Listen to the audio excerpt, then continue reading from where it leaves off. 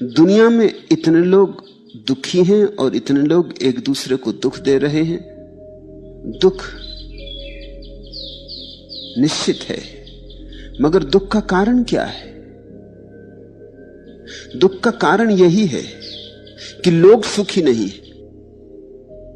तुम जिस अवस्था में हो उसी की तरंग तुमसे पैदा होती। सब अपने सुख की दौड़ में ही दूसरों को दुखी कर रहे हैं। कोई अकारण तो दुखी नहीं कर रहा है, कोई किसी को दुखी करने के लिए थोड़ी दुखी कर रहा है। सब चाहते हैं सुख मिले और अपने अपने सुख की दौड़ में लगे।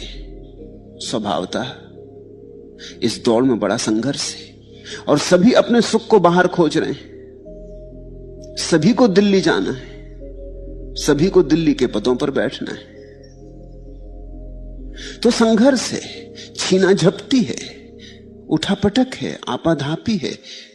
फिर ठीक से पहुंचे कि गलत से पहुंचे, इसकी भी चिंता करने की फुर्सत कहां, क्योंकि दिखाई ऐसा पड़ता है जो ठीक का बहुत विचार करते हैं वो पहुंच ही नहीं पाते। यहां तो जो ठीक का विचार नहीं करता वो पहुंचता हुआ मालूम पड़ता है। तो धीरे धीरे साधन मूल्यहीन हो जाते।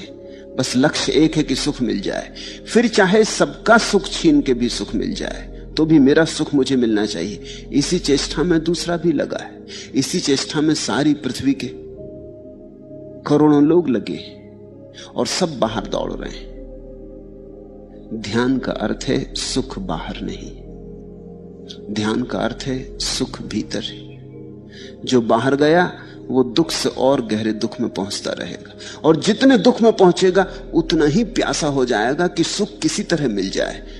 फिर तो एन केन प्रकारेण, फिर तो अच्छी तरह मिले तो ठीक, बुरी तरह मिले तो ठीक, किसी की हत्या से मिले तो ठीक, किसी के खून से मिले तो ठीक, लेकिन सुख मिल जाए। जैसे जैसे तुम अपने से दूर जाओगे वैसे वैसे सुख की गहरी प्यास पैदा होगी, और उस अंधी प्यास में तुम कुछ भी कर गुजरोगे, फिर भी सुख मिलेगा नहीं। सिकंदर को नहीं मिलता, न बड़े धनपतियों को मिलता है।